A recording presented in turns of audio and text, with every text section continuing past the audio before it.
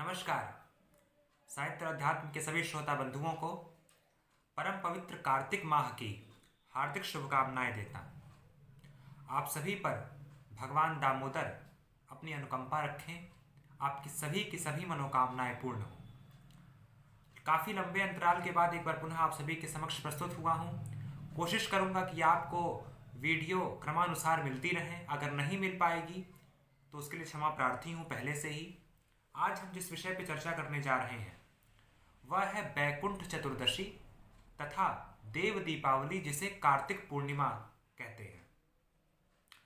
बैकुंठ चतुर्दशी जो है वह कल है, यानी आज है 17, कल 18 नवंबर 2021 को बैकुंठ चतुर्दशी का पर्व मनाया जाएगा। कहा जाता है कि बैकुंठ चतुर्दशी के दिन हर की पूजा होती है, मतलब श्री विष्णु और श्री शंकर जी दोनों की पूजा समान भाव से और समान रूप में एक साथ की जाती है।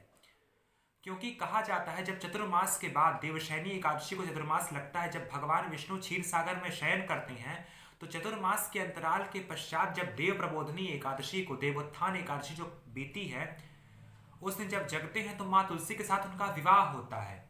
और बैकुंठ चतुर्दशी के दिन जो चतुर्मास का कार्य भगवान शंकर को भगवान विष्णु सौंप दिए थे, वह भगवान शंकर फिर पुनः भगवान विष्णु को वह कार्य उनका सौंपते हैं।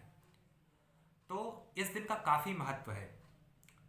जो लोग पूरे कार्तिक स्नान नहीं कर पाते, वह एकादशी, द्वादशी, त्रयोदशी, चतुर्दशी और पूर्णिमा आखिरी के 5 दिन स्नान करते हैं तो उनको पूरे माह के स्नान का फल मिलता है।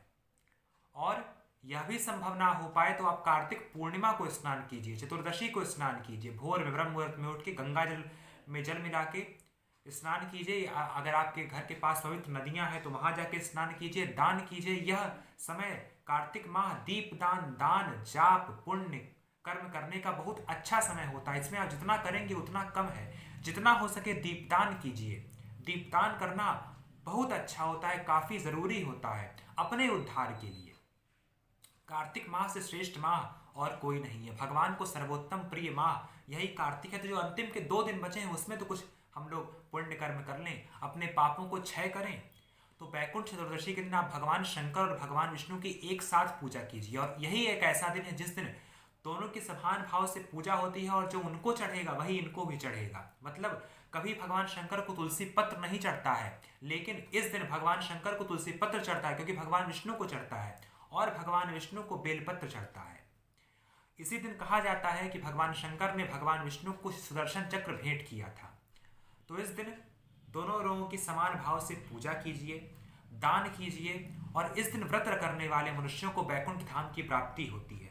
इस दिन आंवले के अंदर, आंवले को काट के उसके अंदर दीपदान करना बहुत शुभ माना जाता है। और चतुर्दशी है इसलिए 14 आंवले के दीपों का आप आंवले के वृक्ष के नीचे, तुलसी माँ के नीचे, भगवान विष्णु के नीचे, शंकर जी के नीचे आप दान कीजिए। पीपल के वृक्ष के नीचे भी दान आप दीपदान कर सकते हैं, बहुत अच्छा है। तो दीपदान कीजिए। और अब जो देव दीपावली आ रही है, कार्तिक पूर्णिमा, इसका तो सर्वाधिक महत्व है। पूर्णिमा को माँ लक्ष्मी का दिन भी होता है। आप खीर बनाइए, माँ लक्ष्मी को भोग लगाइए। और इस दिन देव दीपावली होती है, मतलब देवों की दीपावली। भगवान विष्णु के जागने की प्रसन्नता में सभी देवताओं ने दीपावली मनाई। और इसी दिन भगवान शंकर काशी आते हैं, और काशी में देव दीपावली का उत्सव बहुत शानदार होता है। कभी आप काशी में देव दीपावली देखिए, आप वहां की देव दीपावली कभी नहीं भूल पाएंगे। और जो देव दीपावली है, इस दिन भी दीपावली की तरह ही, उससे बढ़कर ही दिया रखा जाता है। आप उस दिन दीपदान कीजिए।